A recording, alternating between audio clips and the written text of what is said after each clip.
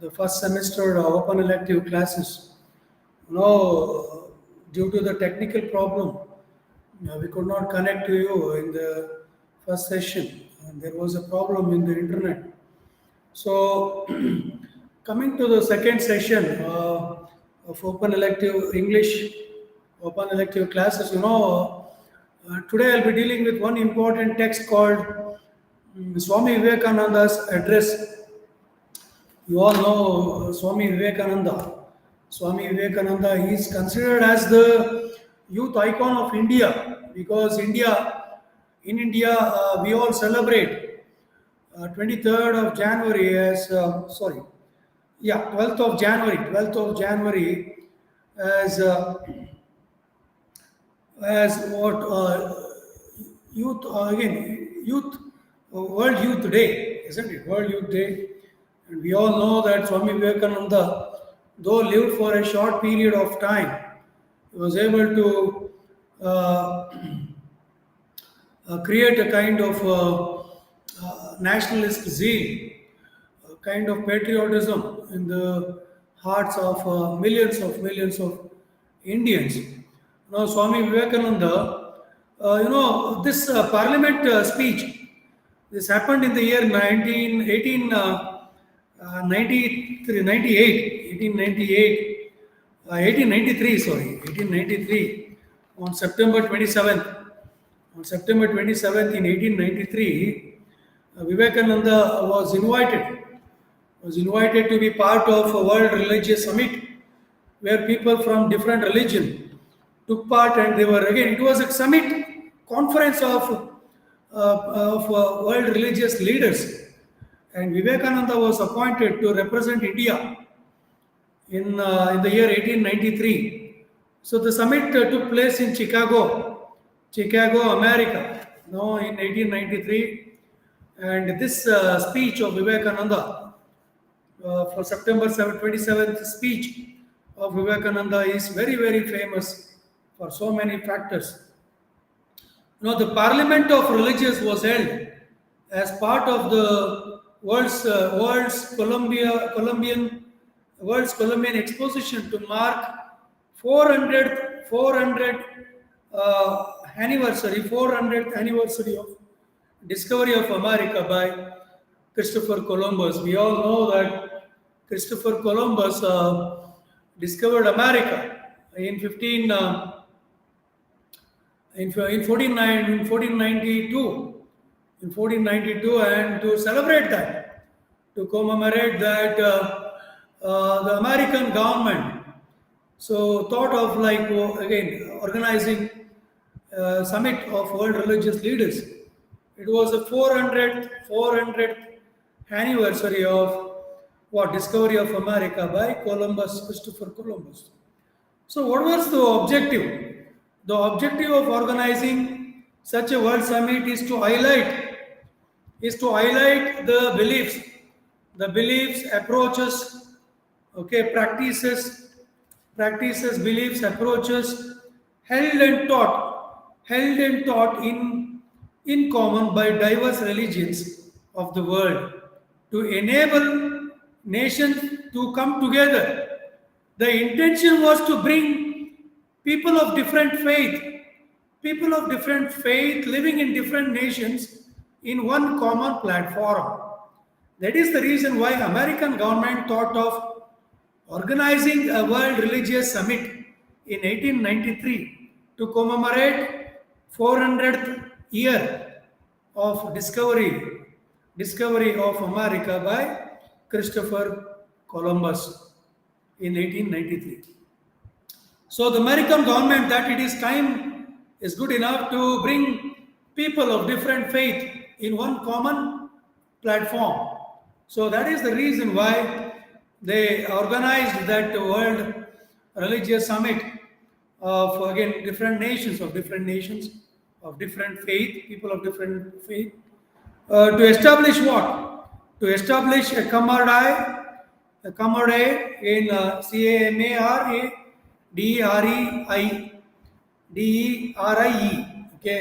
a camaraderie and harmony in the universe. In order to establish harmony and peace. The US government so felt like it is good to organize a conference on it.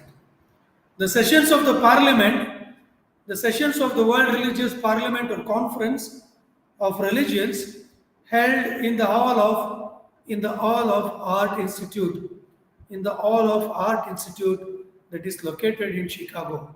That is located in Chicago. So there were people from different faiths, different religion, people from Buddhism, people from Christianity, okay, leaders, religious leaders from Christianity, Buddhism, and also Hinduism, Jainism, Judaism, Mohammedanism means Muslims, Islam, and also Shintoism, and also Theism, Zoroastrianism, and also Confucianism. Confucianism is found in China. Okay, but nowadays China is Chinese do not believe in God because it's a communist country. They don't believe in God and they don't have temples, pagodas, or even religious centers. Any religious centers you don't find in China. But Confucianism was there in 1893 when this conference was organized in America by the American government. So, the demise of Ramakrishna Paramahamsa. So, the demise of Ramakrishna Paramahamsa in the year 1886, pushed Vivekananda into intense spiritual practices, at places of several parts of India. So Vivekananda, after the demise of Ramakrishna Paramahamsa, so traveled across India. He went across India. He was under intense spiritual practice. He was practicing intense spiritual. He was spiritually very much intense. Like he went on visiting all the religious centers, spiritual centers of India, located in different parts of India. So the death of Ramakrishna Paramahamsa had a kind of impact on Vivekananda. So he traveled all over India. He had even visited Mysore and even he had been to Kanyakumari and so many other parts of India. We went and visited those places in India by walk. ನಡ್ಕೊಂಡೆ ಇಡೀ ದೇಶನ ವಿವೇಕಾನಂದರು ಸುತ್ತುತ್ತಾರೆ. Okay, and his wanderings across India, ಅಲೆಮಾರಿಯಾಗಿ ಒಂಟಿ ಸನ್ಯಾಸಿಯಾಗಿ ಅಲೆಮಾರಿ ಸನ್ಯಾಸಿ ವಿವೇಕಾನಂದರು ಇಡೀ ದೇಶವನ್ನು ಸುತ್ತುತ್ತಾ he enabled to come close to people. So when he went on visiting the places, different places of India, he came in close contact with people. And he came to know about their cultures. We should not forget that India is a land of cultures. Too many cultures. People live who follow different culture, different faiths. People speak different different languages. Okay, they worship different gods. They wear different costume. They eat different food.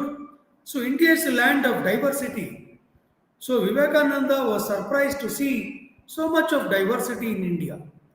He met people and he came to know about different cultures, practices, and also he was so much interested to know the miseries, problems, agonies, pains and sufferings of India. People of India. Pains and sufferings of Indians in India during that time. He was deeply touched by and disturbed to see Indian masses being weighed down by ignorance and poverty. So he was so much disturbed. Vivekananda was disturbed to see Indians suffering because of ignorance and poverty. So poverty means the materialistic poverty. People didn't even have proper food. proper clothing, proper shelter. At the same time, people were also ignorant. They don't even know what is happening around the world. They didn't even know that what is happening around the world, and this made him so much. So it disturbed Vivekananda to such an extent. He felt like changing the people, changing the lifestyle of the people. So he got upset with the educated class of Indians who had, who followed, who hate the West, who followed the West. So he was disturbed because majority of the educated class people in India during that time followed Western culture, were addicted to Western culture and Western lifestyle. So Vivekananda was disturbed by this, isn't it? So he noticed he noticed the spiritual decadence. Okay, he's noticed the spiritual what descendants in India, a country that watered and nourished spiritualism. You know, there is a spiritual decay. There was a spiritual decay, spiritual descendants. Okay, in India at that time, people lost faith in in values.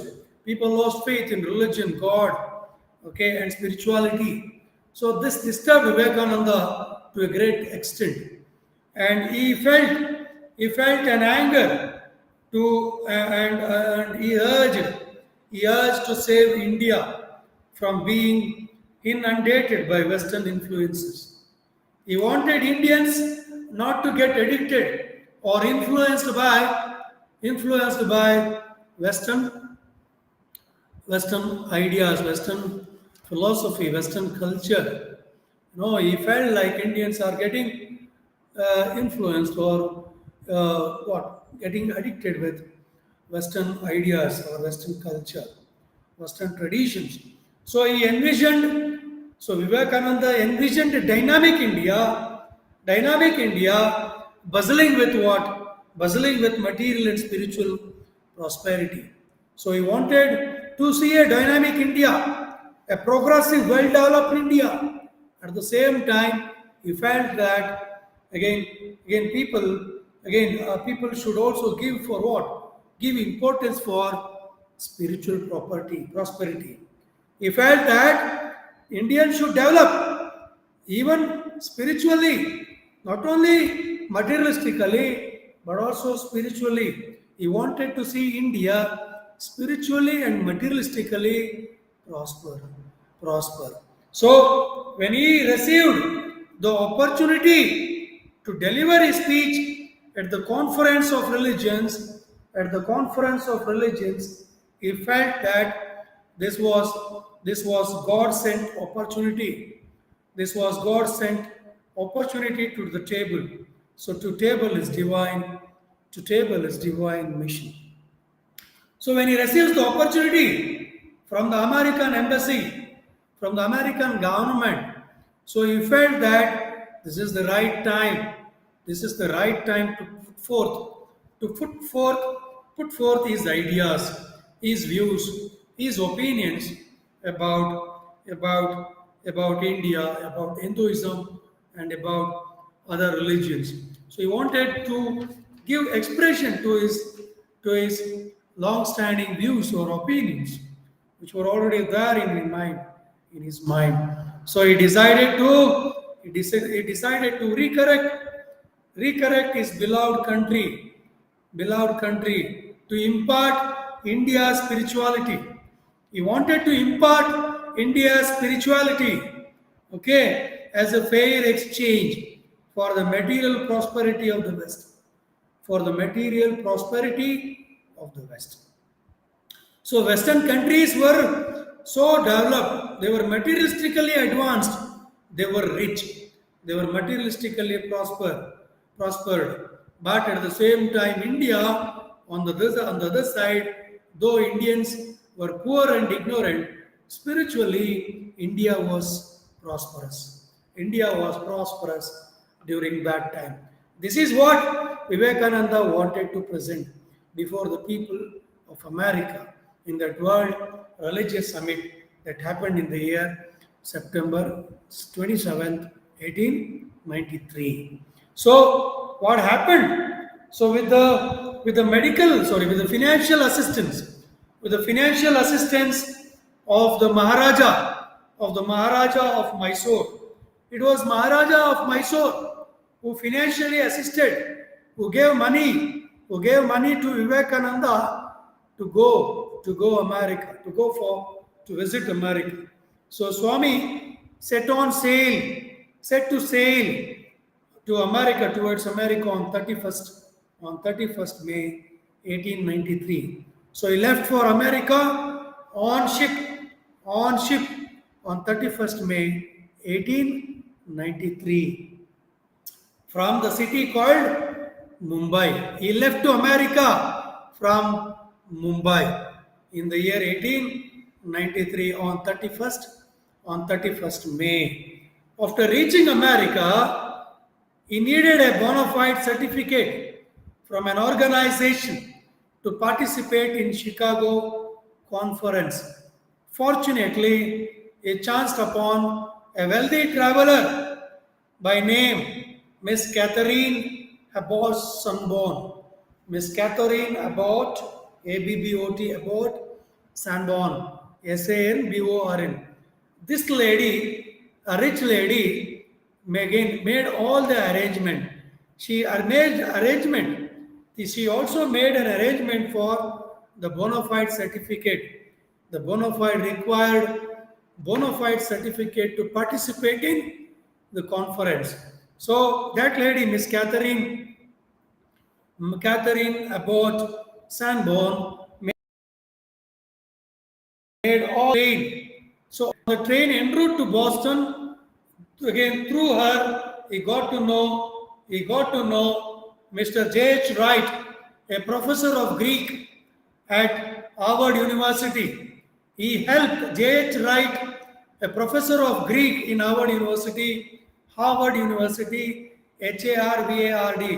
That Professor J.H. Wright helped Vivekananda. He helped Swami in registering his name for the Parliament of Religions. It was J.H. Wright and also Miss Catherine Abbott Sanborn who helped Swami Vivekananda in reaching Chicago's conference of World Religious Summit, conference called World Religious Summit. So Vivekananda's address to the world's Parliament of Religions comprises of series of 6 lectures. So in total, Swami Vivekananda in that conference gave speeches. He gave six speeches in total. So from 11th of September to 27th of September. So between those days, Vivekananda again gave 6 lectures, 6 speeches, in that platform. Swami sees India as a cradle of all religions. So Yalla Dharmagala Tottilu. So he felt that Hinduism is the cradle of all religions. Yalla Dharmagala Tottilu anta yavadadru idre ಅದು ನನ್ನ ಭಾರತ ದೇಶ.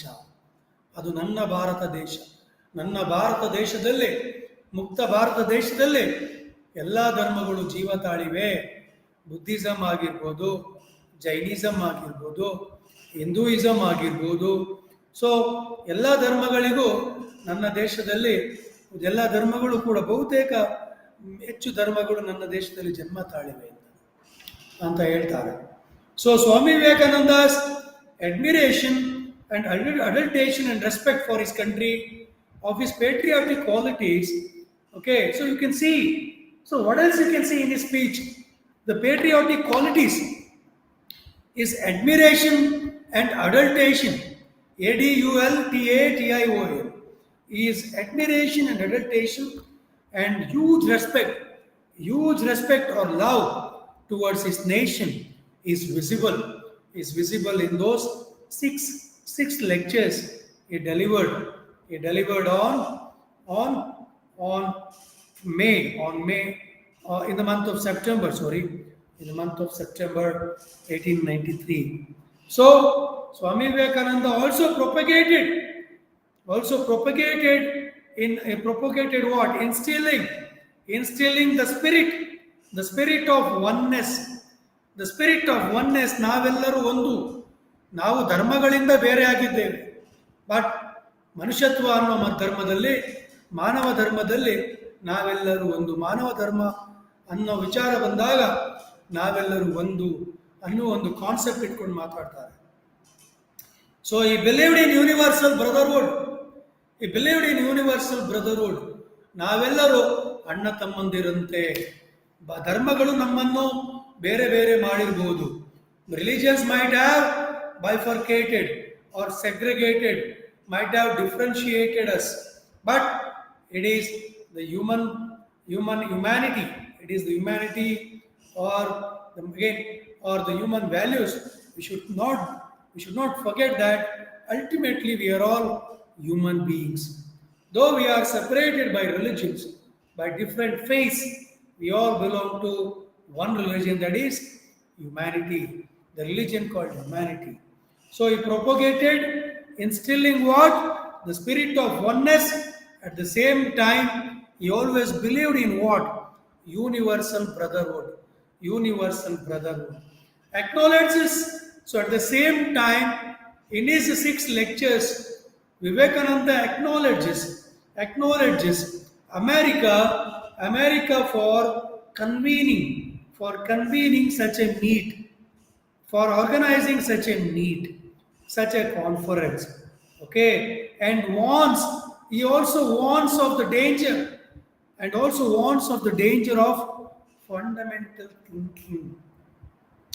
He also speaks about the existing religious intolerance, ಧಾರ್ಮಿಕ ಅಸಹಿಷ್ಣುತೆ ಮತ್ತೆ ಮೂಲಭೂತವಾದದ ಆಲೋಚನೆಗಳು ಇದರ ವಿರುದ್ಧವಾಗಿ ಇದ್ದರು.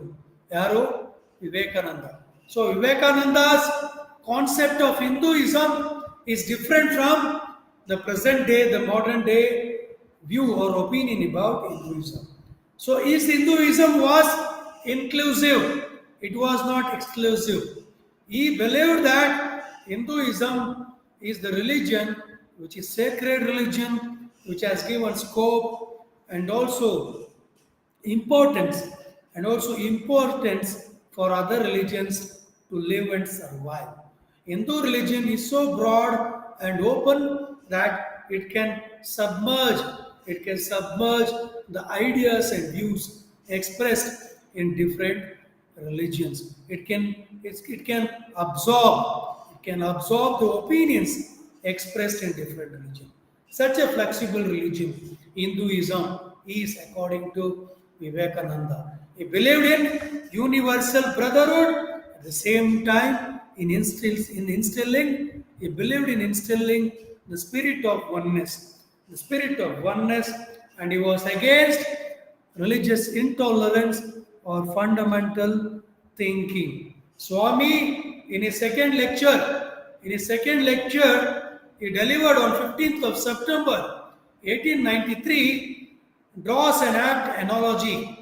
It draws an apt analogy that of the story of frog in the well and connects it remarkably to knowledge. So ಬಾವಿ ಒಳಗಿನ ಕಪ್ಪೆ ನಮ್ಮ ಜ್ಞಾನ ಬಾವಿ ಒಳಗಿನ ಕಪ್ಪೆ ಹಾಗೆ ಇರಬಾರದು. We should not think Hindu religion is the greatest of all religion. We should not think so. ಹಾಗೆ ಆಲೋಚಿಸಿದರೆ ನಾವು ಬಾವಿ ಒಳಗಿನ ಕಪ್ಪೆಯ ಹಾಗೆ. ಸೊ ಬೇರೆ ಬೇರೆ ಧರ್ಮಗಳು ಕೂಡ ಮಾನವ ಕುಲಕ್ಕೆ, even other religions, people of different faith, other religions have also contributed to the development or progress of humanity. They have also contributed to what? To the human values. So it is not only Hindu religion. Hindu religion is part of this global religious scenario that is existing. But Hindu religion is not everything. ಆ ರೀತಿ ಯೋಚಿಸಿದ್ರೆ, if you think so, you are like a frog living in the well. You don't belong to the ocean. You are like a frog living in the well. ಸಾಗರ ಅನ್ನುವ ಒಂದು knowledge is equivalent to ocean. Knowledge is not limited to the well. It is, you cannot keep your knowledge like the well. You have to open your knowledge for, again, knowledge is equivalent. It is huge. Knowledge is huge. It's big in size. Okay, the depth and scope of knowledge is huge and wide. Okay, it's huge and wide. It is like ocean. So you should not be like a frog living in the well. We should be a frog. We should be a frog which lives in the ocean. Which lives in the ocean. So Hinduism is not everything. All the religions have also contributed for the survival of humanity, or the survival of human values and ethics. Okay. The third lecture delivered on the 19th of September 1893. Okay, 1893 is a talk on Hinduism. He speaks about Hinduism. So the speech, he delivered that speech on 19th of September 1893. He speaks about Hinduism. Vivekananda analyzes the positive as well as the negative in Hindu religion. So his focus was on both the sides of Hindu religion. Let it be positive side or the negative side. Okay. At the same time, he goes into its origin.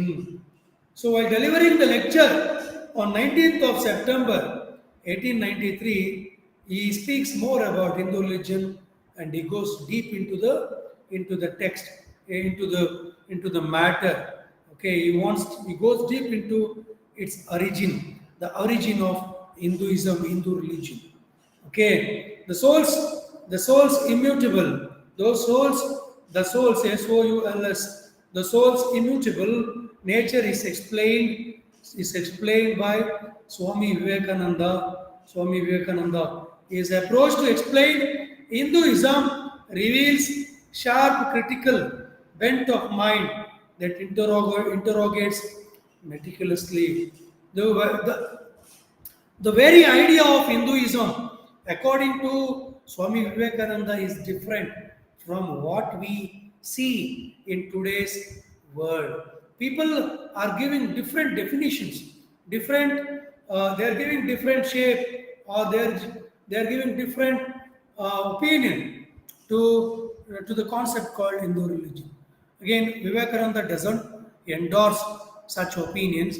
Is the Hindu religion, as I told you, was inclusive, not exclusive, was not based on exclusive ideas. Got it? So he strikes a difference in attitude from Judaic thinking and dismisses the notion of sin and celebrates human life. He celebrates what? Human life by comparing it to the immortal source. He compares human life to the life led by the immortal souls. So what happens in the concluding speech? The concluding speech is very, very important. Concluding speech at the address, Chicago, September 27, 1893. What happens there?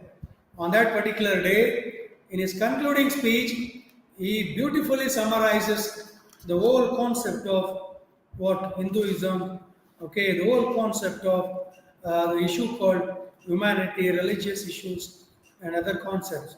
So let me see what he says. These are the exact words of Swami Vivekananda in his concluding speech or remark on 27 September 1893. This is what he says. Let me read out. The world's parliament of religions has become an accomplished fact.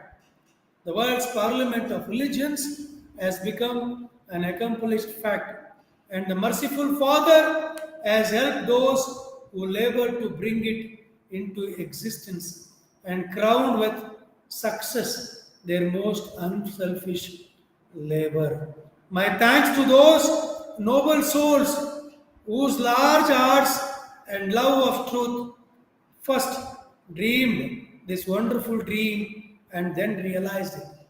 So he is thanking the American government authority for beautifully organizing such a such a conference called World Religious Summit.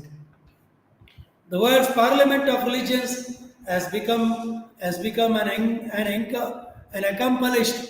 accomplished means fulfilled fact, because means whatever the intentions of the organizers are, they have succeeded in achieving those intentions. That is what Vivekananda feels. And the merciful Father has helped those who labor to bring it into existence, and the crowded with success their most unselfish labor. My thanks to those noble souls whose large hearts and love of truth first dreamed this wonderful dream and then realized it. So I thank those who dreamt of organizing such a beautiful conference and making it a reality. So Vivekananda attributes his thanks to those organizers for wonderfully organizing such a conference of religious leaders. My thanks to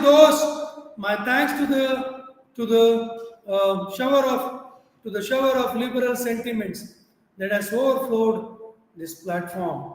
My thanks to this enlightened audience for their uniform kindness to me and for their appreciation of every thought that tends to smooth the friction, the friction of religions. So such conferences, such summits of religious, again people of different religious leaders are very much essential for today's modern day postmodern world, because there is too much of religious intolerance existing between nations. People clash, people fight for religious causes. So religion has become a delicate issue. Nobody is brave enough to speak against or speak about a religion. It's a delicate issue. So Vivekananda feels that we should avoid religious frictions such religious frictions. So it is very much necessary in the present day scenario to organize such a religious summit in any part of the world, because we are living in the divided world. We are living in the divided world where people are divided based on the religion, based on the caste, based on gender, based on race, isn't it? So Vivekananda believed that such fundamentalism, such religious intolerance, such religious frictions should not happen in this world. So at the same time, he also says a few jarring notes were heard from time to time in this harmony. My special thanks to them, for they have, by their striking contrast, made general harmony the sweeter. He feels happy because most of the leaders, the religious leaders who took part in that convention or summit or conference, they all supported the religious harmony. They all supported for what? The religious harmony. So much has been said of the common ground of religious unity. I am not giving just how to venture my own theory, but if anyone here hopes that this unity will come by the triumph of any of the religious and destruction of others, to him I say, brother, yours is impossible hope. Do I wish that the Christian would become Hindu? God forbid. Do I wish that the Hindu or Buddhist would become Christian? God forbid. So what is he trying to say? Vivekananda in his speech was against religious, again what? Religious converts. So you should not convert people of different religion to another religion. You should allow people to believe, lead life independently. You cannot enforce or impose your personal religious opinion on someone. So he was against converticism. Again, he was against religious converticism. So he never wanted a Christian to convert to Islam or a Muslim to convert to Hinduism. Because he believed that since all the religions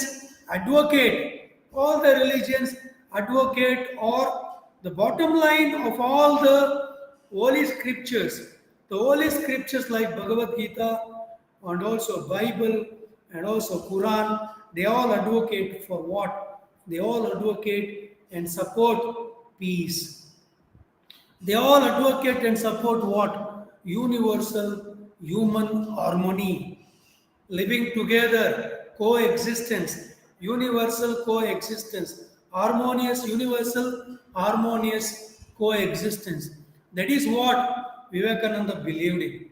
He never believed that religious converticism is good. He never thought that such converting people of another religion is, again, he never thought that it is good for the society, for any cause of the society.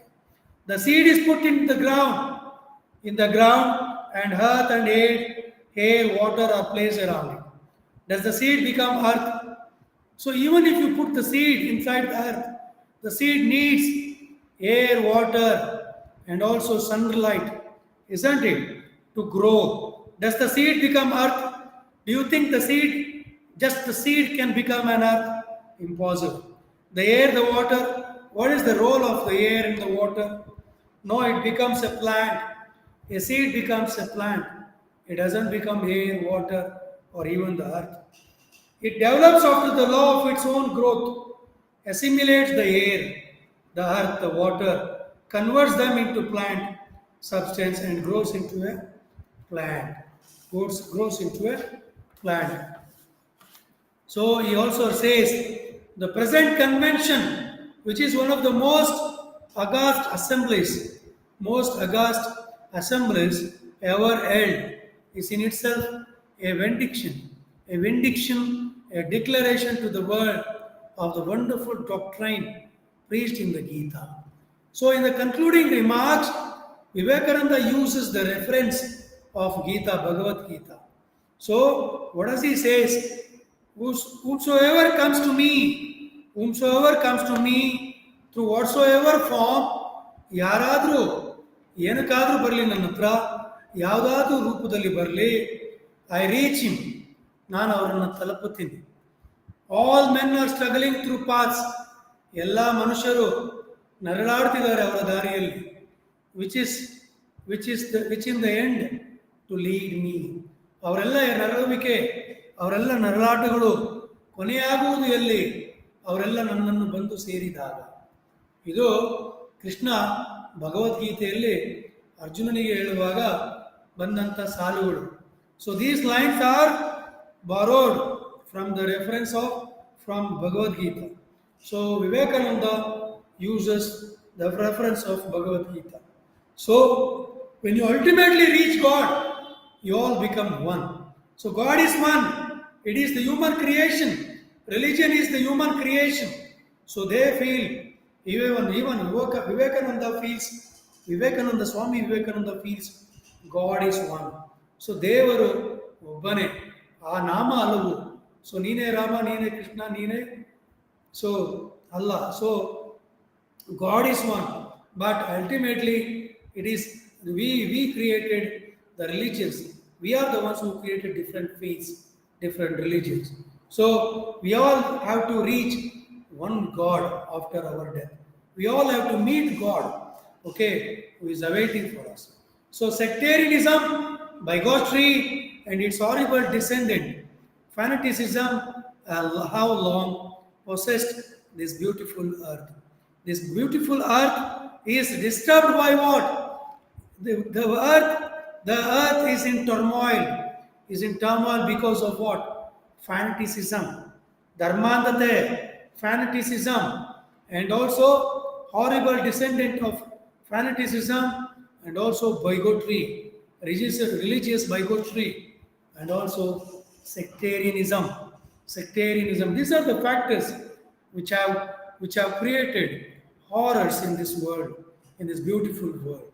So they have filled the earth with violence, drenched it often and often with human blood, and also they have destroyed civilization and set all nations to despair. So these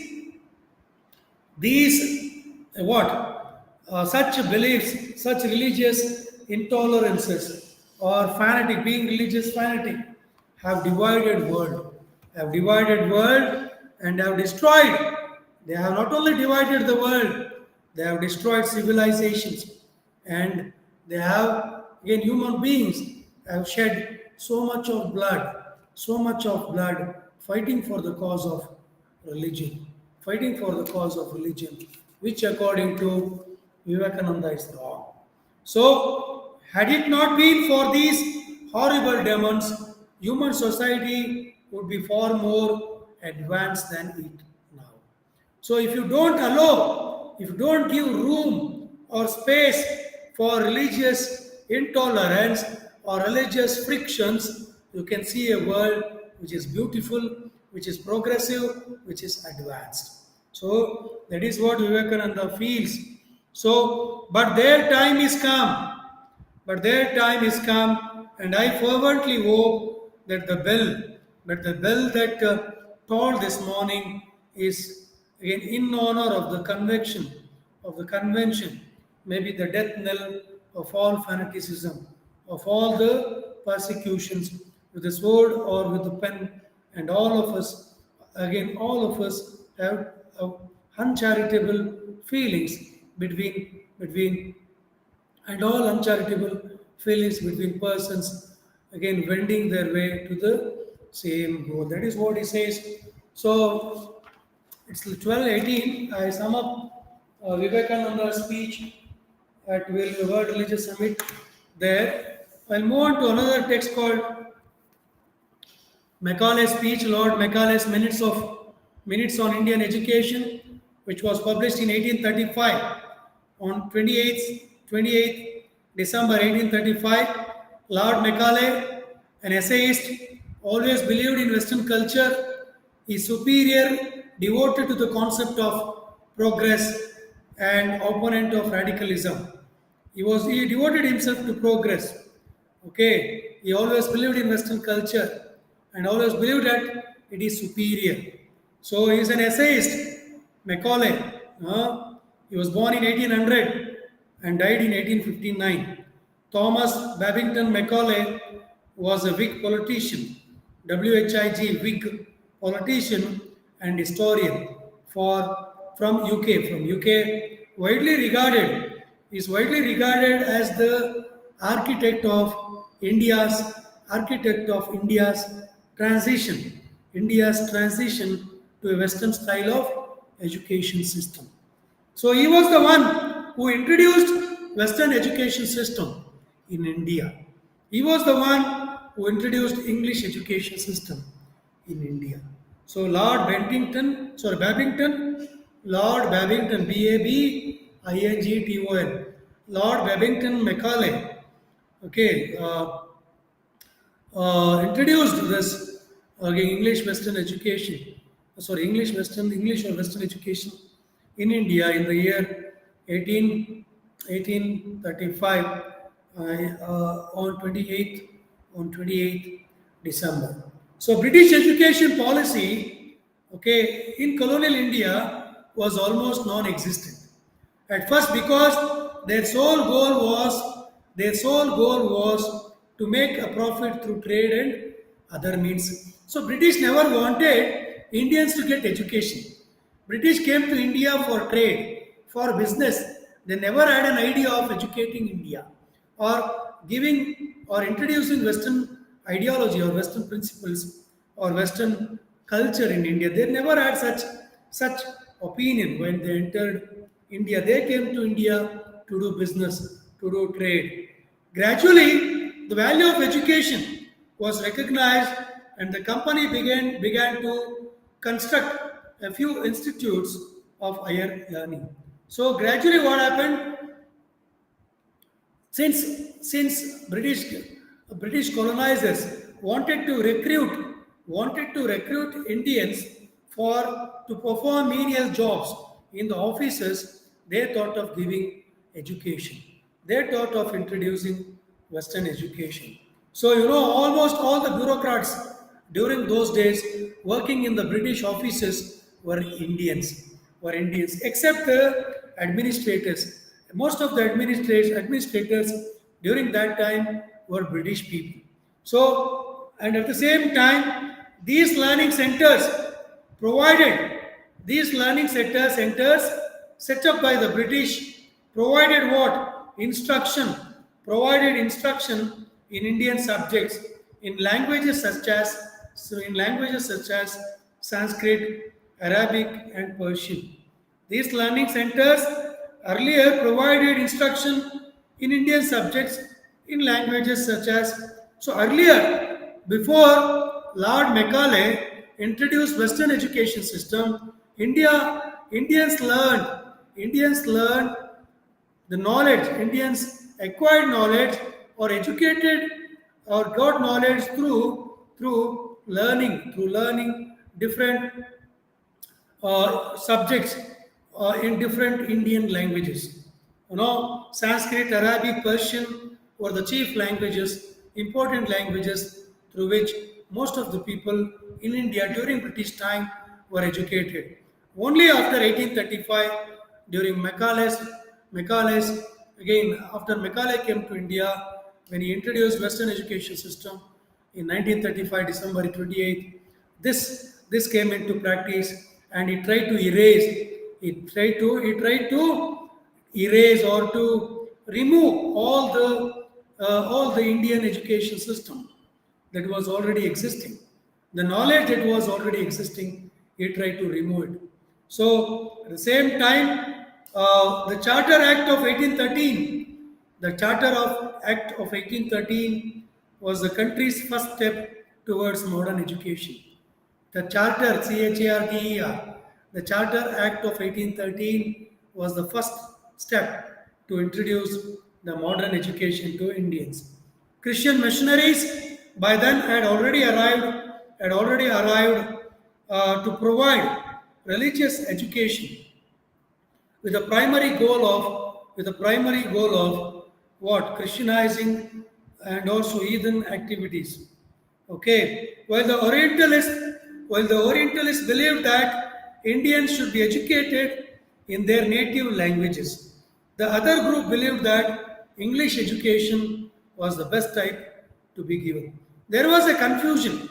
There was a confusion whether to give education to Indians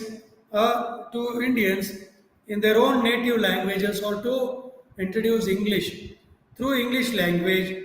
Again, whether to introduce Western culture, Western philosophy, Western knowledge to Indians. So this confusion was very much there. In the midst of this, in between all that, Lord Babington Macaulay arrived in India as the president of the General Committee on June 1834. He invited Macaulay to come to India. There was a public instruction given, okay, for Macaulay to come to India and to change the entire education system in India. So what were the objectives of Macaulay's minutes on education?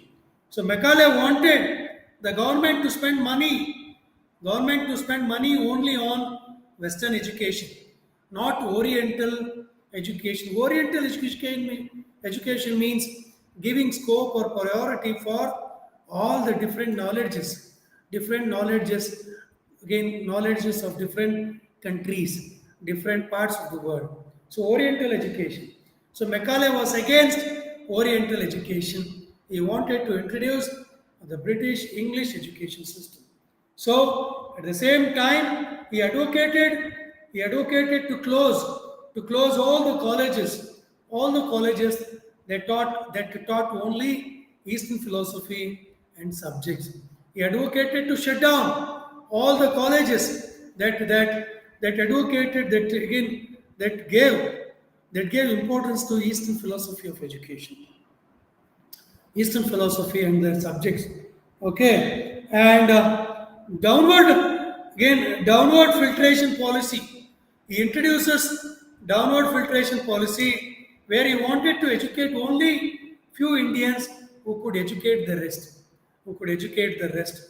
So Macaulay wanted to again educate only few Indians through whom they can again educate the Western education, who can introduce Western education and teach it to the majority of the Indians. He wished to create a pool of Indians capable of serving British interests and remaining loyal to them. So he wanted to educate a pool of officers. He wanted to educate a pool of Indians who are capable to get education, and later on who are capable of assisting British officers in the bureaucracy. So this group would be Indians, again Indians in color, by color and blood, but English in taste. So there should be English in taste, English in their way of living, English in their thinking. So, but there should be Indians in color and blood, but their taste, opinions, and morals and intellect should be Western. So, what are the features? Macaulay arrived in India on June 10th, 1834, as a law of member of the Governor General's Executive Council, and was appointed the president of the Committee of Public Instruction. He was appointed as the president of the Committee of Public Instruction. He came to India on 10th of June as a law member of the Governor General's Executive Council. He was appointed as what? The president of the Committee of the Public Instruction. In 1835, he was tasked with settling a dispute between Orientalists and Anglicists. He presented his famous minutes to council on February 1835, which Lord Bentinck approved, and a resolution was passed in March 1835. The following points were emphasized by Macaulay in his minutes on education. What are those points? The points are that the main goal of British government should be to promote European culture, literature, and science among Indians, and that all funds appropriated for the purpose of education would be best spent on English education alone. All existing professors and students at all institutions under the committee's supervision shall continue to receive stipends, but no stipend shall be given to any student who may subsequently enter any of these institutions. No funds from the government were to be spent on the printing of Oriental works. So it was clear he wanted to introduce Western education system. For that, he wanted the British regime to allot some money to appoint professors. At the same time, his goal to introduce Western education of system in India was to change the lifestyle or culture of the Indians. He wanted to promote the English literature, the British culture. By language, he knew by learning English, people will adapt to British culture. They will adapt to British culture, British lifestyle. So that is the reason there was a cunning Hippocratic thinking behind introducing this education system in India. No funds from the government were to be spent on the printing of Oriental notes, works, sorry, materials. So all funds available to the government would be spent in the future on imparting knowledge of English, literature, science, and science to Indians. So whatever the money or the budget allotted for education in India, according to Macaulay, should be spent on introducing the Western literature, English culture, or the science and technology. Okay, that was again available in the education system already in the process of knowledge. The process of knowledge that is available in the education system of Western countries like England. Okay, so such education system were again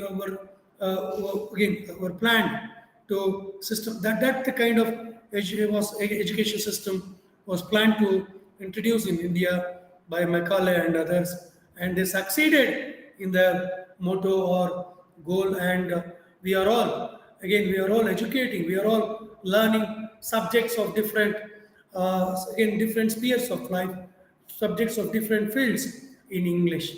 So it was Lord Macaulay who laid the foundation for English education in India. So thank you one and all. I expect you to score well in the open elective papers also. Do well in the exams. All the best for your first semester exam. Take care.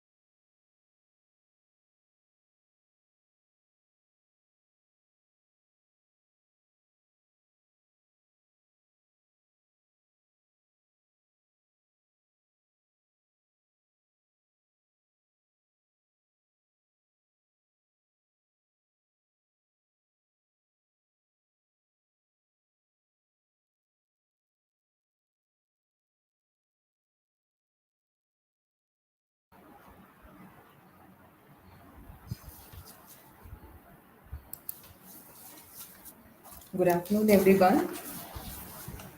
In this session, I am going to talk about Kalidasa's Shakuntala. As we are familiar with Kalidasa, he is known as Mahakavi Kalidasa. And Shakuntala, Abhignana Shakuntala, that full title of this play is Abhignana Shakuntala, as we all know that this is a master play or masterpiece of Kalidasa. So, artistic talent, and it is a great best example for uh, Kalidasa's creative talent or create his artistic skill, I can say. So let me start my session with the a brief biography of Kalidasa, as we all know that very little is known about Kalidasa, who is widely considered to be the greatest poet and dramatist who wrote in the classical Sanskrit language. What do you mean by the classical Sanskrit language? The language of religion and high culture in ancient and medieval India. And so it is possible, as we all know that it's possible for him to write under the patronage of Gupta dynasty, and we all know that the great Guptas, especially the kings of Guptas, patronized him so much. So it is very possible that he wrote under the patronage of Gupta dynasty, which ruled almost what sorry, coming back to his, he was, and which ruled almost of the most Indian subcontinent during his lifetime. So he was probably a member of the Brahmin priestly class. Who I'm talking about, Kalidasa. He was a Brahmin, and he had the benediction in the prologues of his plays suggests that he was a particular devotee of Lord Shiva. Okay, and his consort Kali, that's why his name Kali Dasa, which means a devotee of Kali or the servant of Kali. It is a actual prominence or significance of his name Kali Dasa, which means a servant of or assistant or a devotee of goddess Kali. So Malavika Agnimitra, the actual title of this play, Shakuntala, is a Malavika, sorry, Abhignana Shakuntala. So, which means Abhignana Shakuntala means the remembrance of Shakuntala. So, apart from this, we also have many classical texts or plays written by Kalidasa. They were Malavika Agnimitra, Urvashon Madaya, and even this Shakuntala actually brought him name and fame. And by writing this, he became very popular. The recognition of Shakuntala, Abhignana Shakuntala, is considered to be his masterpiece, and it is also widely translated into so many languages, as well as even other epic poems and other poetry of Kalidasas were also got translated into so many other languages. So Kalidasa's writings draw heavily from ancient Hindu texts, including the Ramayana and Mahabharata. They were considered and they are considered as the epics of the great epics of Indian soil, right? Indian philosophy or Indian literature. So these are the two great Sanskrit epics filled with mythology and what Hindu teachings. Regarding the historical background of Shakuntala, the story of Shakuntala originates in Mahabharata. Actually, he had extracted some subsection of Mahabharata where we have a Shakuntala episode, and based on that, he built his own play, that is the in recognition of Shakuntala. So the story here, we have a large collection of legendary philosophical and religious material that dates at least as early as 4th century BC, where we know that Shakuntala's son Sarvadamana, later called as Bharata, who is a legendary emperor in the work Mahabharata, right? We have an episode about that. So, and his actually his name was the official names of modern India. That is, according to some Hindu mythologies, only because Bharata ruled this country, the name Bharata ruled Bharata Khanda, so the name came after him. So this is the root cause of the official name of the modern India. So Bharata may derive from his story. The Mahabharata attained its final textual form and became pervasive in Indian culture and literature around the time that Kalidasa lived in around 4th century CE, especially the Gupta period, which was considered as the golden period in the history of England, is the history of India, which dates back or dating from approximately the mid third to the mid fifth century, is sometimes known as the golden age because of the tremendous cultural flowering, cultural and even architectural flowering across the Indian subcontinent during these centuries. So, with Shakuntala being a prominent literary example which produced in Gupta's period.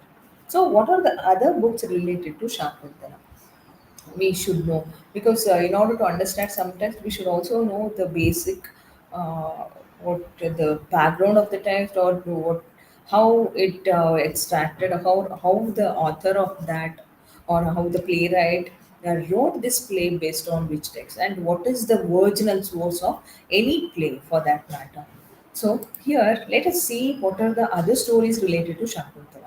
So the story of Shakuntala is a dramatic expansion of an episode in the first book in the massive Sanskrit epic that is the Mahabharata. I told you, Kalidasa was a writer. That too, he used to write his plays in Sanskrit language, which was considered as a language belong to elite class, that intellectual class. So, because Kalidasa is considered to occupy an equivalent position in the classical tradition of India or classical Indian drama and theatre, like how Shakespeare occupies in English literature, such as we all know that Shakespeare was famous for his plays like As You Like It, Antony and Cleopatra, Midsummer's Night Dream. Eh, There are so many, even The Merchant of Venice also provide interesting comparisons to Shakuntala's themes. Okay, what is the full title of Shakuntala? It is the Abhignana Shakuntala, which means the recognition of Shakuntala. Then, which century it was written? Around 4th or 5th century. And it speaks about the northern part of India, and the setting of the play is also the the Himalayas and Hastinapur, both the settings we have in this play. So regarding the literary period, that it belongs to classical Indian period. So it is a play, as what was the setting when the play opens. It opens in the foothills of Himalayan range. So who are the major characters of this play? Shakuntala and King Dushyanta. And then regarding the language, as I said, that in the play Kalidasa actually employs a mixture of languages, sometimes classical Sanskrit and Prakrit, which related but relatively unsystematic collection of popular dialects, because Sanskrit is primarily spoken by the educated class of people, upper class male characters in the play, whereas Prakrit is spoken by the female characters, along with, and even the lower class or lower class male characters. So regarding the plot of the play, Dushanta is, we all know, the king of northern India. Especially, he was the ruler of Hastinapur, and he is racing along his chariot, preparing to shoot a deer. And he was on hunting. He was hunting a deer. Suddenly, a forest dwelling ascetic, he wants him not to shoot the deer, because the deer belongs to the nearby hermitage of Kanva Ashrama, a great sage. So the ascetic invites King Dushyanta to visit the hermitage, which is under his royal protection, because that hermitage also belongs to his kingdom only. So it is under his protection. So the ascetic invites him to visit Kanva's hermitage. He explains that Kanva is not at home, but his daughter, his foster child or foster daughter Shakuntala, she is there to take care of, or she is in charge of hospitality, in charge of receiving or taking care of guests. When the king enters the hermitage of Kanva, he notices Shakuntala with her two friends, Anusuya and Priyamvada, watering the sacred trees. and he hides in the shadows to observe them, and he instantly drawn to the celestial beauty of Shakuntala. And when Dushyanta reveals his presence, a flustered Shakuntala is immediately attracted to him too, because he was so manly and so, because in a, she was what she has been watching the male only in ascetic form, but for the first time she is also watching a male, a man in a kingly kingly attire. So even it is quite an obvious thing that she also attracted to him. Though Shakuntala is more the king who questions Shakuntala's friends about her, and also offers her his signet ring later. So before the king has to concoct a reason to linger near the hermitage, he is asked to protect the ascetics from evil spirits in Kanwa's absence. Because Kanwa's hermitage was constantly being attacking by or constantly being attacked by these evil spirits. So being a king, his duty to take care of them. He quickly dispels the demons, then overhears Shakuntala, who is desperately lovesick. As I said, even she also had a fall for him, right? So, who is desperately lovesick and confiding her feelings for him to her friends.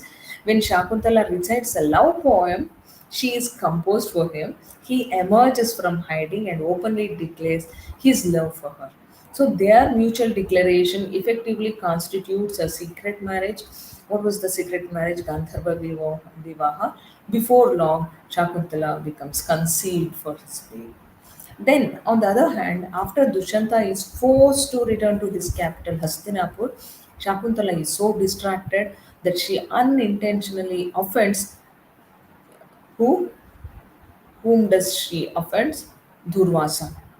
And we all know that Durvasa, the sage Durvasa, was a short-tempered sage, and he visits the hermitage. When he visits a hermitage, when he doesn't get an attention from her, he was very highly short-tempered and temperate, very furious sage. He curses her. So Durvasa puts a curse on her that will cause Dushyanta to forget Shakuntala. And he says that in whose memory she is in now, she is dwelling now, that his memory should be erased about her. So, but when Priyamvada interferes in that, and she requests him to take back his curse, but he could not able to take back. But instead, he grants that the sight of a memento, the signet ring, will lift the curse. So, after Kadma returns, he celebrates Shakuntala's good fortune because he is a Kanva and he knew that this lady deserves a good fortune, and he celebrates her good fortune and sends her to join her husband, escorted by the other seers of his hermitage. Then, on the other hand, on the other side, what was happening in the capital city of Dushyanta, that is Hastinapur, Dushyanta receives a word from a party that there are people from Kanva's hermitage is on their are on their way to your kingdom, and he is surprised to hear this because I told you Durvasa's curse was on its full swing, right? To Shakuntala's grief, the baffled and defensive king denies having any connection with Shakuntala because he has completely his memory has been erased by the due to the curse of Durvasa, right? So he was not in a position to accept her or because for the first time he's seeing he according to him he's seeing this lady now. So when she tries to show him the signet ring as a reminder, she discovers that that ring is missing from her finger. Then Dushanta relents and agrees to give shelter to Shakuntala until she gives birth to a baby. And because his mantri or his minister also advises him that let this lady will be there in a harem so that until she gives birth, once she gives birth, if a baby has some features or some resemblance to you, then you can accept her as your wife. But before this could happen, Shakuntala was spirited away to the celestial realms by nymphs because a poor fisherman later in the course of the text, in the course of the play, we can able to find that a poor fisherman he discovers the king's signet ring in the belly of his fish. That fish also has a name. Look at Kalidasa's creative art or creative skill. That even a small fish has a name in his play. That name of a fish was Rohita fish. When fisherman discovers that ring in that Rohita fish, it is threatened with execution. He was threatened with execution because the soldiers belonged to royal family. They thought that this he might have stolen that ring from the palace. But he is let go with a reward after the king seeing the ring. He remembers everything which had taken place between him and Shakuntala. So corroborates his story, which also soon thereafter, Sanumati, a nymph and a friend of Shakuntala's mother, Menaka. We all know, no, Shakuntala was born to Menaka and Vishwamitra. Her actual parents were Menaka and Vishwamitra. Sanumati was a friend of Menaka. She spies at the palace to find out why the spring festival has been cancelled because she wanted to know. Though Menaka doesn't want to be in touch with her daughter and doesn't even want to reveal the real identity or real connection between herself and Shakuntala, but still she has told her friends to keep an eye on her daughter. So Sanumati learns that the king is overwhelmed by depression and remorse over Shakuntala. So, which that's why he has forbidden the celebration of a spring. So Dushyanta, on the other hand, he continues to obsess over the situation until Matali, he was the god Indra's charioteer, and he appears at the palace and takes him away on an urgent mission to fight demons. Okay, just he wanted to fight demons. That's why he, until then, he was highly grief stricken. Who? Dushyanta. Then, after 6 years, we have King Dushyanta has successfully vanquished the demons and been duly honored by Indra. When Matali and the king was on the was on a tour of the earth in a flying chariot. Imagine there itself, Pushpaka Vimana, right? So flying chariot, they descend to visit Maricha's ashrama, Maricha's hermitage, where a celestial realm of the demigods.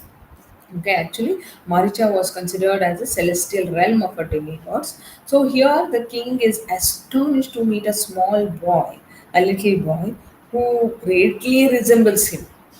Okay, later we audience we come to know that this boy is none other than who?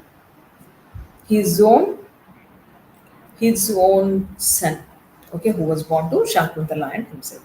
So he was so much astonished to meet a little boy who greatly resembles him and who also was playing with the cubs, which means the lion's cub.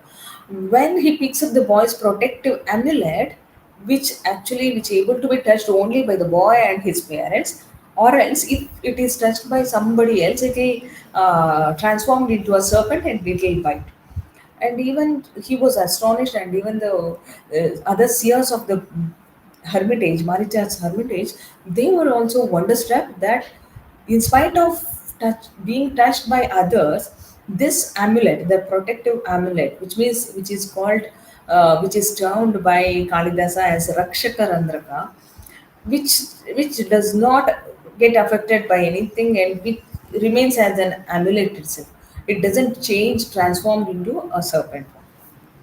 So we, especially we audience as well as the other seers of the hermitage, they come to know this might be his father of whom Sarvadamana. So it is indeed his child, the prophesied world ruler. He later comes to know and he confirms himself that this boy Sarvadamana is indeed his own child, own son, and who is prophesies to be the fortune, I can say, the ruler, the prophesied as the world ruler. Then Shakuntala enters on the scene, and though it takes her a moment, just a moment to recognize the king, they are soon tearfully reunited. So this play has 7 acts, and from the first act, till the seven. From the first act, we have a meeting of Dushyanta and Shakuntala, and again on the last act of the play, we can have a reunification of both the lovers. And what is the important or dominating theme here is a purely this play is purely a romantic play in spite of facing the difficulties and hurdles in between. So the three of them talk with Maricha the sage, and he explains Durvasa's curse, an episode of or the incident of Durvasa's curse, and which he also Maricha also informs the sage Maricha. He also tells the couple that not to blame each other or not to blame themselves over one another, because he confirms that Sarvadamana's destiny, and he blesses the family, sending them home to live in Dushyant's court, that is Hastinapur. So the play ends with all's well that ends well. This is the story of this play. After going through this play, or after listening to the story of this play, what can be the important themes of this play? Probably the natural world, the beauty, the spiritual beauty, and the physical beauty. Okay, this may be the basic themes of this no, this play. The recognition of Shakuntala, or the what I can say, Abhignana Shakuntala, is the greatest work by classical Indian playwright Kalidasa, as I said, perhaps the most renowned Sanskrit play, which is a very lush work. The setting is also marked by the beauties of the forested Himalayan foothills, because Kalidasa is a master craftsman, as I said, and every kind of artistic talent lies in him. The way he portrays colorfully the Himalaya foothills, and Kanwa's hermitage, and the beauty, and the royal Dushanta's kingdom, everything. Okay, so where the young hermitage dwelling girl Shakuntala falls in love with King Dushanta, as the as we all know that as the action develops, Shakuntala and the king falling in love, true love, being separated by a curse, right? Being separated by Durvasa's curse, and ultimately reuniting after years of grief filled waiting in a celestial hermitage. So the play develops a connection between the external appearance and the deeper inner truths, or the I can also say the spiritual beauty of inner self. So the first, the natural world reflects the interior state of the main characters, right? And then similarly, the bodies of these characters manifest the condition of their hearts. So we can have how the contradiction between, or sometimes we may also think that how beautifully Kalidasa connects to the physical or the natural world and the inner beauty, or the inner depth of the truth or the beauty. So, as the play goes on, this connection continues but becomes less straightforward when the youthful physical beauty gives way to a more subdued spiritual vibrance by the final act. We can have how, what in the beginning, we can have a very sensitive, very vibrant, and very what we can say, the sensible, a very tendered Shakuntala. At the final act of the play, we can say so mature, so intelligent, so even not so wide. What I can say, tender, but still we can have a great. She had mastered over the great intellectuality or the maturity because of her own sufferings, and sufferings or pain, it had transformed her from the tenderest woman to that of mature woman. Okay, so through this progression, Kalidasa argues that the highest manifestation of beauty is actually that which has been developed through suffering. So, because it reveals a deeper spiritual refinement, because we can find the spiritual search of a refinement, or their quest for spiritual refinement throughout the play, especially for Shakuntala. And even I think after the mid act of the play, we can also find this kind of spiritual refinement even in Dushanta. So the natural world of the play reflects the human romantic desire, especially in Shakuntala's case, because her years of devotion to the hermitage trees have created such a strong between her and the natural world. Because her close connection with the hermitage and because of her close connection with the nature, we can find that there is a strong bond between the human beings herself and the natural world. So this bond establishes a correspondence, especially a basic correspondence in the play between the natural world and the human emotional or spiritual states or sometimes states. So Shakuntala's beloved jasmine tree, and which is considered as the light of the forest by Kalidasa. You should read the play, then only you can enjoy each and every word uttered by Kalidasa. And there are many good translation, English translation are also available of this play, because basically I told you Kalidasa had used both Sanskrit and Prakrit language to write this play. So this bond, especially the bondage between the human beings and the natural world, it establishes a correspondence in the play between the natural world and the spiritual state. Shakuntala's beloved jasmine tree, whom she says that she would only forget to water when I forget myself. See how she's so, what I can say, in touch with the nature, and she's so connected with herself to the nature.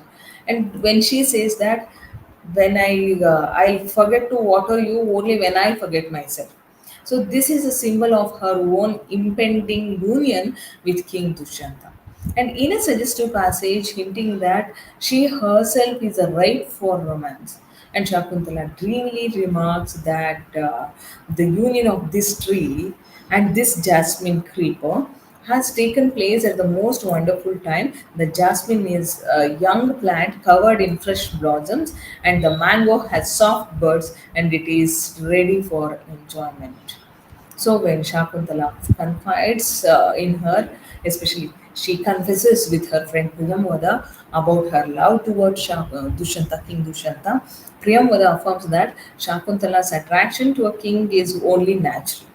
And Shakuntala, in the beginning, she thought that it may be a sin by making love to another person or by falling in love with somebody. But Priyamvada affirms that this is quite a natural process to fall for a king. It is not just an attraction, it may be a true love.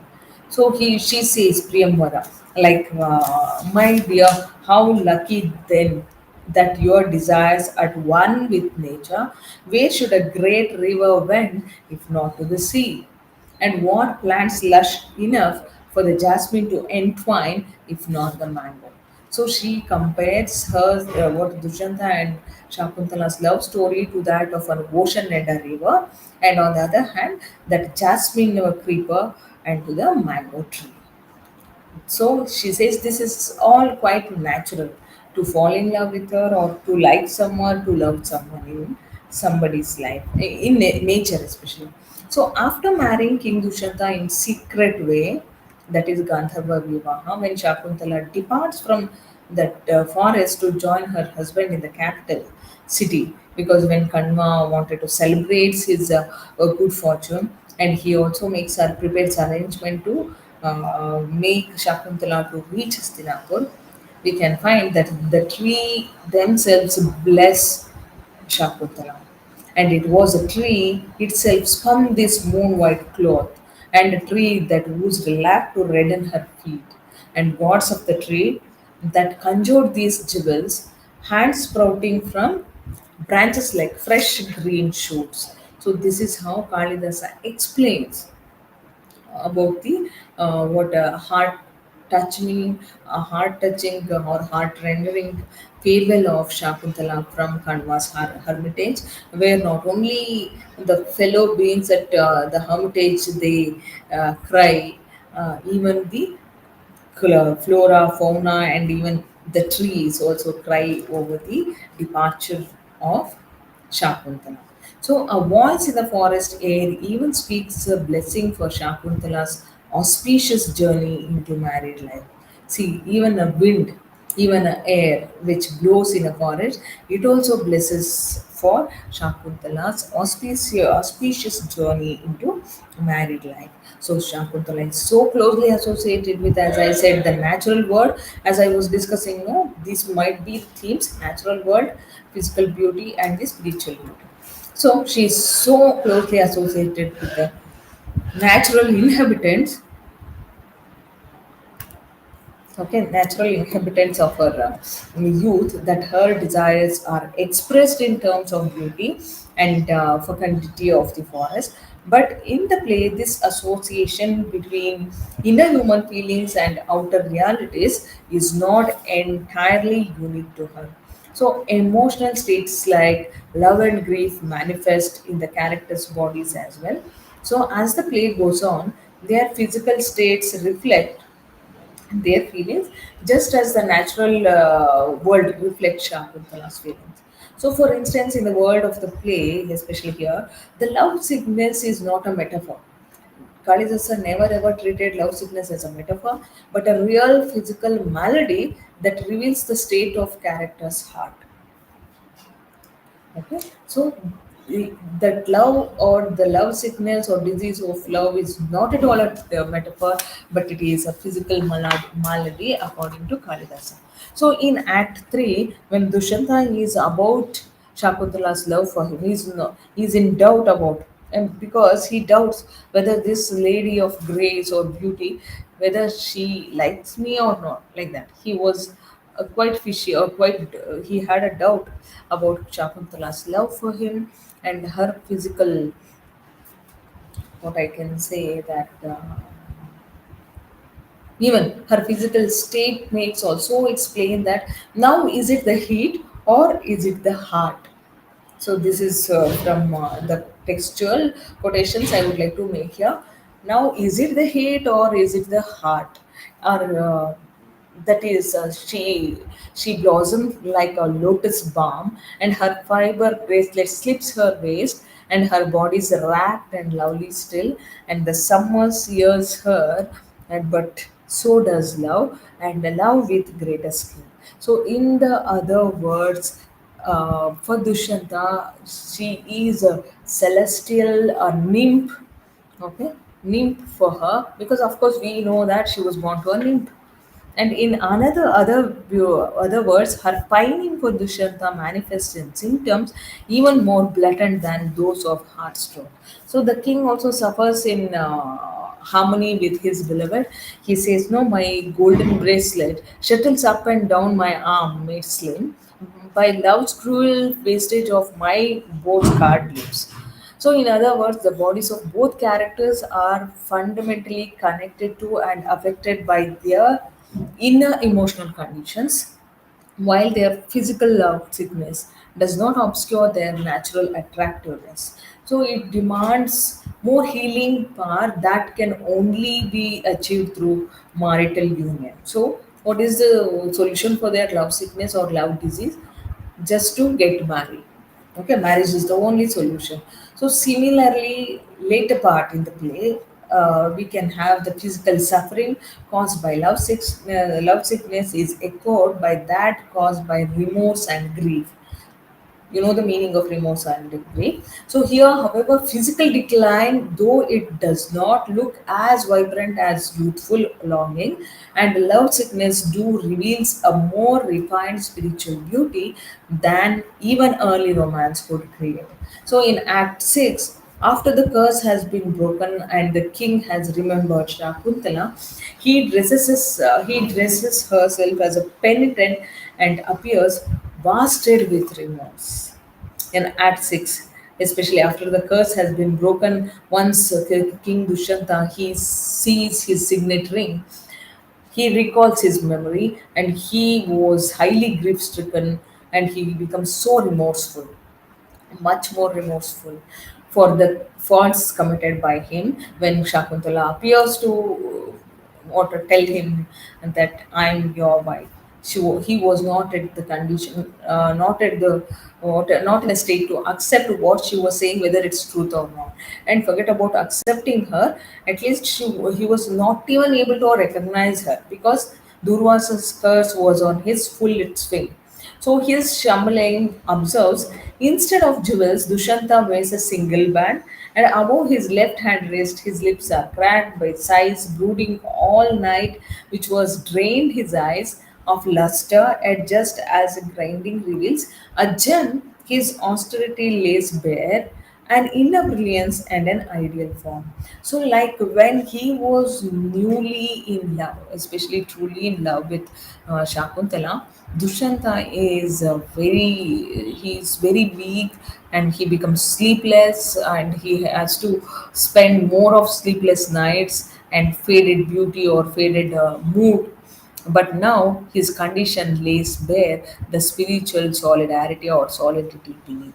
So Shakuntala too, on the other hand, is withered by 6 years of sadness from the effects of the curse. Her robes are dusky and drab, her hair is a single braid, and her cheeks drawn in by penance. Yet when they meet, Dushanta instantly recognized her as he failed to do when she appeared in her maiden brightness in the capital. And the implication is that her beauty does not shine forth in spite of her physical decline, but rather that her decline makes her underlying beauty all the more compelling. So, the play's treatment of beauty makes even more sense when considered in relation to the play's religious context. In the culturally Hindu world, as we all know that Hindu world of the play, signs of physical renunciation, which is understood to reflect a detachment from the world and thus greater closeness with the world of gods. And we know human beings, we feel detached when someone whom we like, they do not come in terms to us or they go away from us, then we normally feels detached and we wish to renounce the physical world, right? So it also happens in the same way to both Dushyanta and Shakuntala in this play.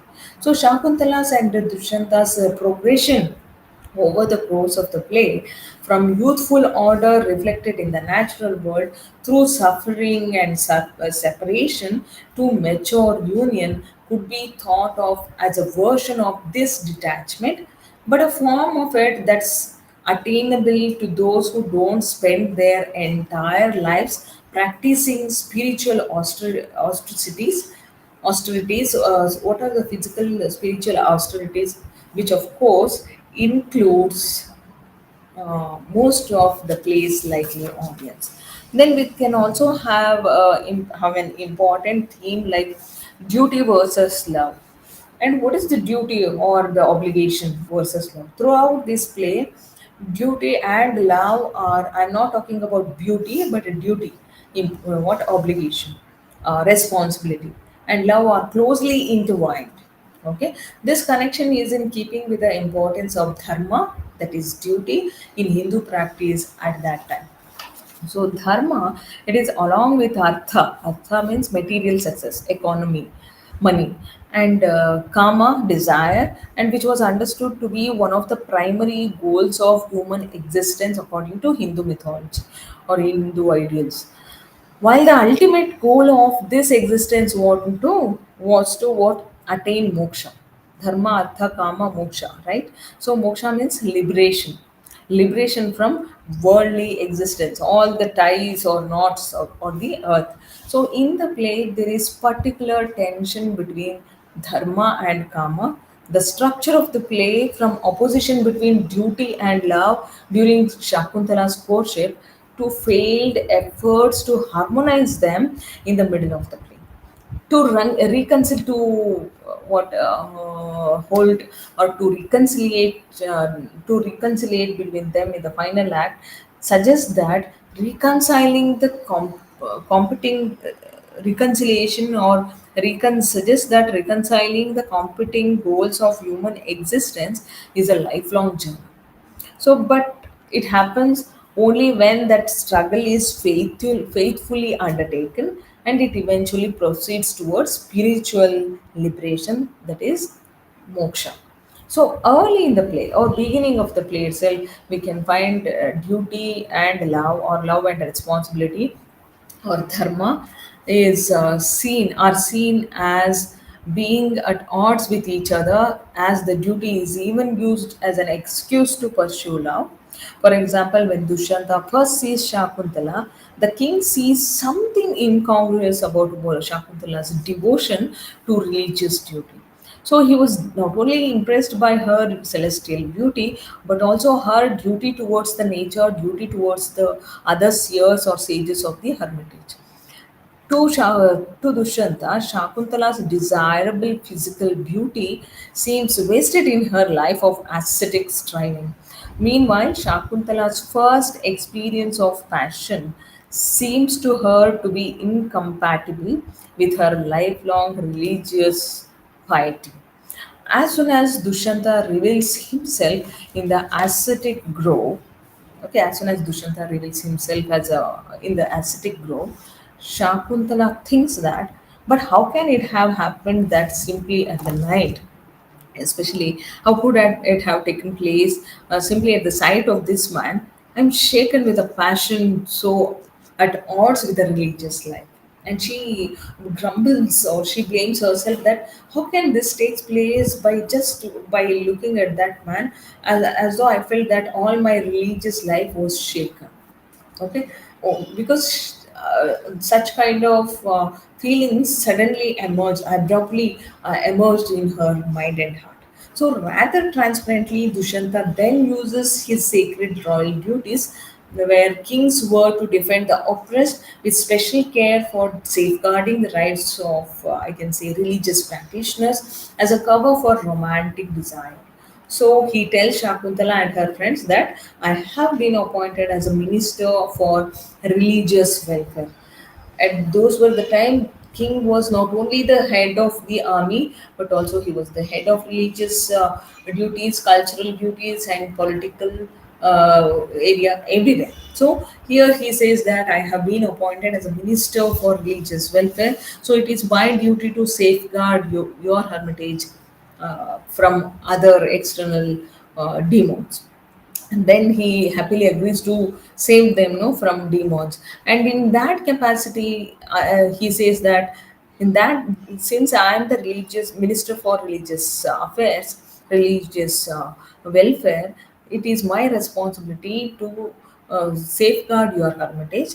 And that's why I have come to your hermitage, to this sacred forest, to ensure your rituals are not obstructed in any way by demons.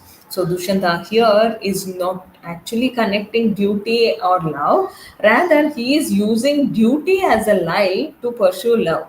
Love of whom? Love of Shakuntala. So at this point, as described in the stage direction, Shakuntala displays all kinds of embarrassment, or all the embarrassment of erotic attraction. So she apparently sees through Dushanta's ruse, and at any time she is aware that her religious devotion is more likely to be obstructed but not helped by her attraction to this man, that is King Dushanta. So before leaving the grove, Dushanta reflects to himself, suddenly the city doesn't seem so attractive, because he feels, no, the truth is that I can't get Shakuntala out of my mind. Dushanta's responsibilities in the capital city no longer appeal to him, going against the grain of the erotic desire he now feels. Duty and desire. This goes hand in hand. Duty and desire seemingly don't go together, but here it takes place because maybe probably because of that he had to face all the music at the end of his what we can say in the middle of the play. Then again at the last section of the play, also we can have the reunification of true lovers. So in the middle acts of the play, what do we have? There is a struggle to harmonize love and duty, as I said just now. And in Act 2, Dushanta is asked to protect the ashram for a few nights in the sage Kanwa's absence. But so no sooner has he agreed to do this than a messenger arrives with a competing obligation. What was that obligation? A request from his mother, Dushanta's mother, to participate in a ritual fast in the capital city. So he, with a loaded heart, he says that I have to weigh my duty to the ascetics against the request of a reverend parent, and neither can be ignored. He knew that he cannot ignore both the duties. So he finally decides in favor of staying close to Shakuntala in the ashram, though he knows duty will eventually tear him away. So in Act third act, we can also have, as I said, Priyamoda somewhat coyly brings love and duty together by casting Shakuntala's love sickness in terms of king's duty. They say it is the king's duty to relieve the pain of those who live in his realm. So if you would have saved Shakuntala's life, you must take care of her under your protection. So Dushanta acts on this advice to contract a secret marriage with Shakuntala, trying to hastily circumvent any conflicts between his royal duty and his bride's religious duty. So again, we have this complication versus duty versus love in Act 4 when Anasuya worries that once again the king returns to his capital. Who can say whether he will remember what has happened in the forest? While Ansuya means that Dushanta's passion might fade under the pressure of royal duty, the we audience or the we readers of Shakuntala or Kalidasa, we knows that Dushanta will literally forget Shakuntala because of a curse. Only we know, but Dushanta doesn't know. But even this literal forgetting can be seen by extension to symbolize the subordination of desire to duty. In fact, when Shakuntala journeys to reunite with Dushanta in the capital, the busy king is pointedly described as the guardian of the sacred and social orders. In this realm, he proves unable to recognize Shakuntala or desires claim on him. So in Act 6, he hears about the death of a childless merchant and he is overcome with grief about his own because he is a childless king. Since he has no children and his own ancestors must be wondering who will feed us in the afterlife, or as he does now if there is no heir. In this context, having son is not just a sign of earthly prosperity, but a guarantee that one's forebears will continue to be honored in perpetuity. So, put it in another way, in the creation of the children, love and duty are intertwined. Thus, Dushanta's lack of a child is also a great shame for him, and it is also an indication for his failure in both duty and love.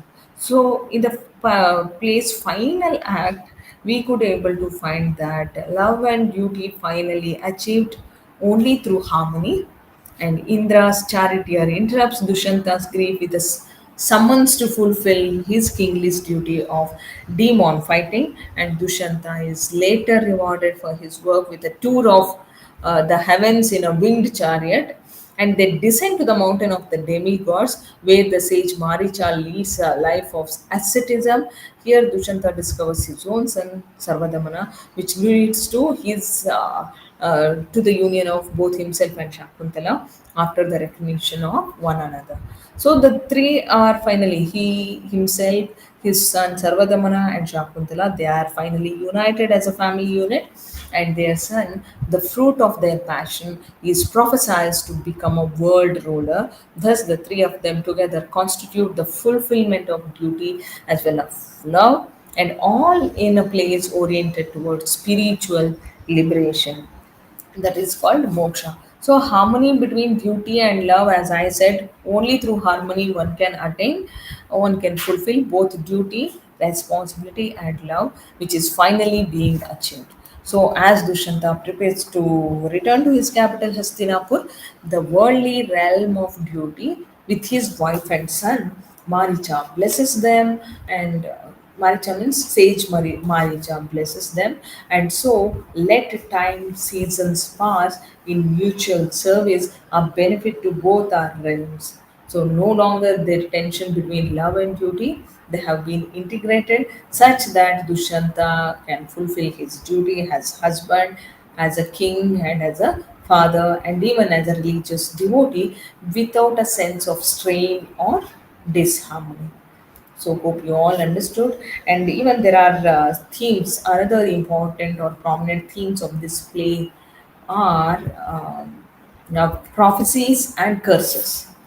As I said, prophecies also plays what forms the theme of the play, prophecies and curses. Throughout Shakuntala, supernatural beings like gods and names, powerful utterances like sages, prophecies and curses, and even bodily omens experienced by the main characters are ever present.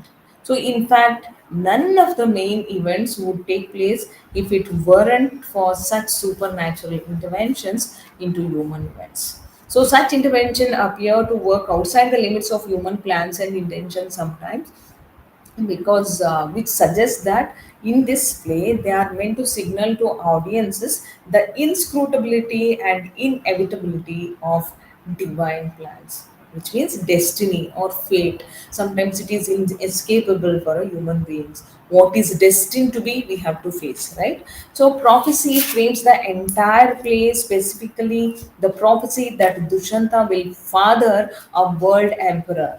When Dushanta refrains from shooting a deer in the beginning of the play, which deer belongs to the hermitage of Kanwa, one of the forest dwelling ascetics voices the prophetic wish, great lord of the lunar dynasty means Surya Vamsha, okay? The great lord of lunar dynasty, he says, he can overhear some ascetic sound, blessing, that is wish. Great lord of the lunar dynasty, may you have a son with all your virtues, destined to rule the world. Dushanta merely thanks the Brahmin or the ascetic of that at that particular point of time, not thinking much about it because he never believed in. I think at that particular point of time. But at the end of the play, however, when Dushanta sees a small boy or a little boy, Sarvadamana, playing with a lion club in lion cub, you know the meaning of cub? So, lion cub in Maricha's hermitage, he notices the mark of a world ruler on the boy's body.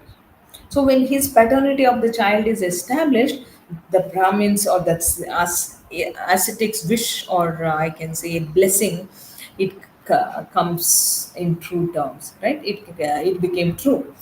And whatever the Brahmin predicted in the beginning of the play, at the very beginning of the play, is likewise confirmed at the end of the play. So, therefore, the play's entire sequence of events from Dushanta's detour.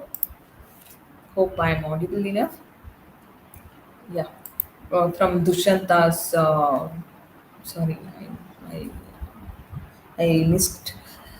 Yeah, therefore, the play's entire sequence of events from Dushanta's detour into hermitage to his marriage to Shakuntala's removal to the celestial realm is shown to have been directed toward a specific higher purpose, namely the future emperor's birth. What is that? He says, no, in the beginning of the play, the sage, you are going to father a son, a father, you are going to father or emperor of the world. It was his wish. He says, no?